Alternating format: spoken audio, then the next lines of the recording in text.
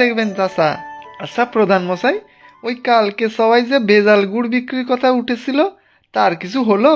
হ্যাঁ চাচা, হাট কর্তৃপক্ষের সাথে আমাদের কথা বলতে হবে, নয়তো কয়েকজন অসাধু ব্যবসায়ীর জন্য আমাদের গ্রামের চাষিরা ক্ষতিগ্রস্ত হবে।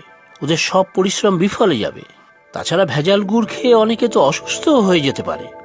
হ্যাঁ হরিহর, কাল থেকে আমিও এই কথা ভাবছি।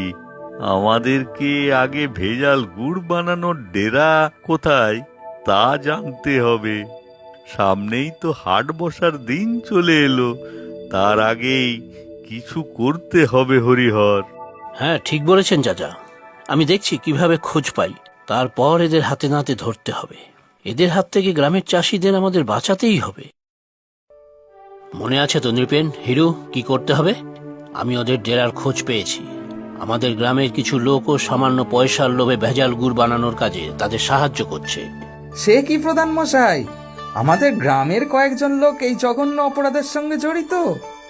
আজ রাতেই এই অসাধু ব্যবসায়ীদের একটা ব্যবস্থা করতে হবে। সেই জন্যই তো তোমাদের ডাকা। রাতে ওদের ডেরায় গিয়ে ওদের হাতে নাতে ধরতে হবে। তোমরা আমাদের পাশে থাকবে তো নৃপেন? নিশ্চয়ই চাচা, আমরা যতনকেও ডেকে নেব, কোনো চিন্তা করবেন না প্রধান মশাই। আমরা সবাই থাকবো রাতে। বেশ, তাহলে ওই কথাই রইল।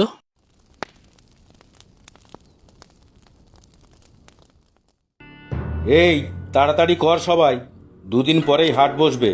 আরো অনেক গুড় বানাতে হবে। দেখিস রংটা যেন ঠিক থাকে।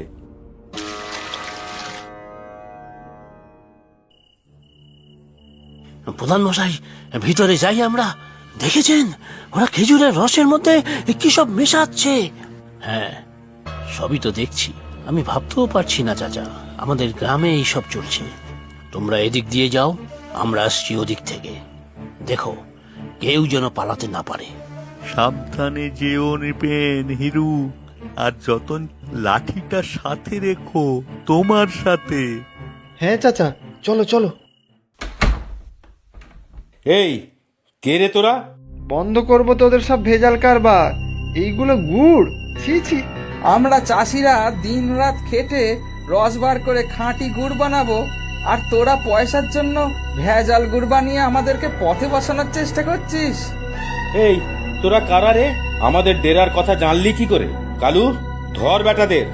আমাদের ডেরা এসে মোটেও ভালো কাজ করিসনি। তোদের এবার কে বাঁচাবে রে? আমরা বাঁচাবো বাছাধনেরা। কি হরিহর, পুলিশকে খবর দেওয়া আছে তো? হ্যাঁ চাচা, এক্ষুনি চলে আসবে। হ্যাঁ, পুলিশ? ও ও চাচা, আমাদের ক্ষমা করে দিন। আমাদের ক্ষমা করে দিন চাচা। আমাদের এই কাজ করার জন্য অনেক পয়সা দেওয়া হয়েছে, অনেক অনেক পয়সা।